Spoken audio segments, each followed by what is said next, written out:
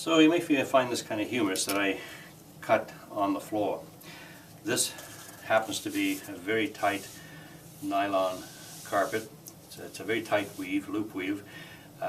You can't hurt it at all. In this case, you can cut on it. I mean, it does nothing shows.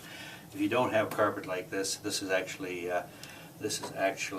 carpet tile, as you can see here. So if I happen to damage anything, I just lift it up, put a new piece down. So what I do is, in my case, I cut this on the floor because of that reason. If you don't have carpet tile like this, you have to put some sort of a solid backing in behind and the cardboard. So I take a knife and I will cut. Now you have to be very careful. Keep your hands basically ahead of the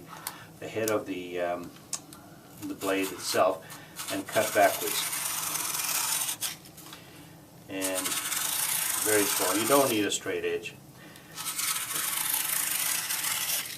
Now when you get to the narrow part here, I start behind my hand, so I'm not going to slip and run that blade into my hand. Always keeping your hand ahead of the blade itself. That gives me strips of cardboard that will now be used for the lacing. I've now completed putting in some laced cardboard around the base there. I've secured it with hot melt glue. I've also done the other trestle, which is now ready to have the hard shell put in. I use a standard hot melt glue gun and just glue all these pieces in. This is a fairly standard method that everybody, I'm sure, is very well aware of. I like this method, even though there are many other methods of doing scenery and hard shell and rocks. I like this because I find that I have a lot more control on how I sculpture and shape this, how I lay the paper towels in there with the hydrocal, and creating the rocks myself rather than doing a lot of large castings or foam castings. I have more control on sculpturing the scene itself this way. Well, I did burn my finger a couple of times, but the lace work is fairly complete now on the far side of the trestle. This gives you another view looking upstream. The lace work is done, so I'm ready now to do a little fine tuning and start throwing some hard shell on to close it in and give it just a bit of a rough shape ready for the plasterwork. My plan here is to have the river come through here with, it'll probably be, being as this is fall, is not as lot water as there would be in the spring, so there'll be some gentle cascade. The water will be low, spilling over here, spilling down here with just a little trail down here. But what I'm going to do to make a little bit of interest, I've got this so that it'll spill away. I'll have a rock over here, so some of the water will spill around this way with a couple little cascading falls dropping down on this side. What that does, coming up the room here, you'll just get a small sense of this little detail area with the waterfall, but it won't happen until you get past here, that you'll look up here and you'll see this other dramatic canyon and all the waterfalls coming down through here. So what I've done here is I've taken some paper, I like to use paper towels, and I cut them into, or tear them into basically 1/4-inch pieces.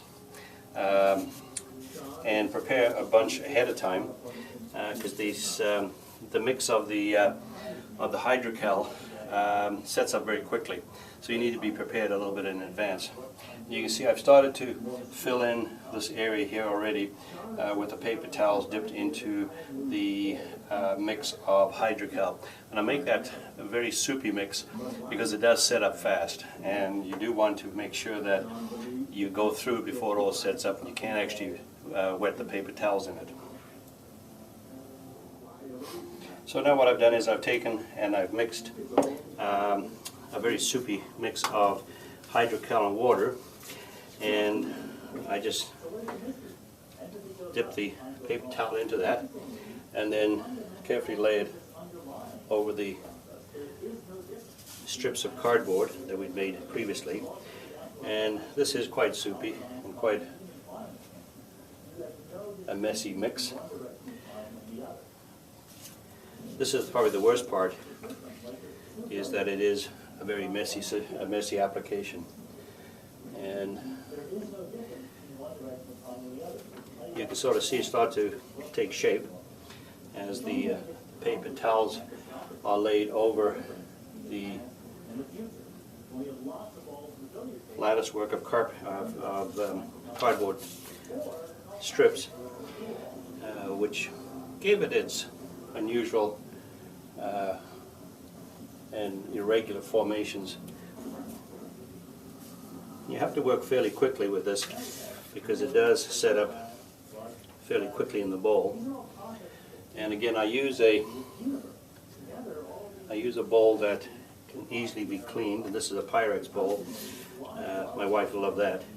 But it's easy to clean the bowl, and you have to clean the bowl frequently with each application. So when I'm done with this bowl, I have a pail of water prepared ahead of time, and what I do is I take that bowl and dip it in the fresh water, rinse it out completely, because you don't want any hydrocal mix to remain in the bowl, because it'll contaminate the next layer, and so on.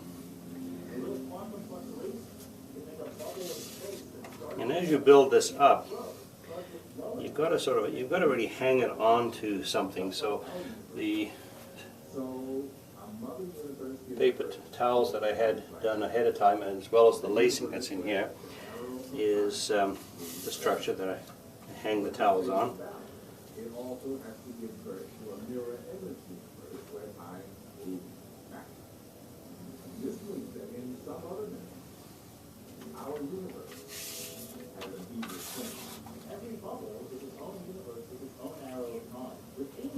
It's like being back in school.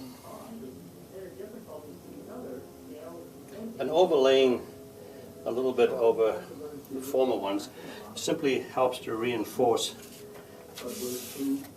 some of the paper. That is a single layer, but this will dry extremely hard, which is the whole point of it.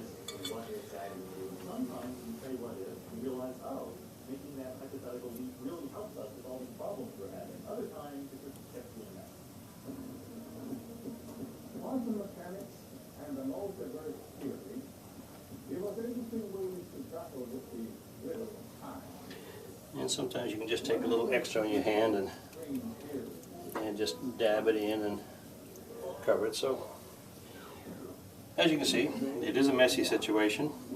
The bowl, if I use a Pyrex bowl, something smooth, it's very easy to wash it out and save the bowl, of course. This gives you an idea now that there's a lot of configuration achieved with the paper towels laid over the lacework, and the lacework gives you that opportunity to create these jagged areas and outcroppings and hollows that are just a rough-in for the future rock work, and that gives you a pretty good idea of what we'll have as a base to work with. Another view that you'll see going upstream, up the river, up that canyon.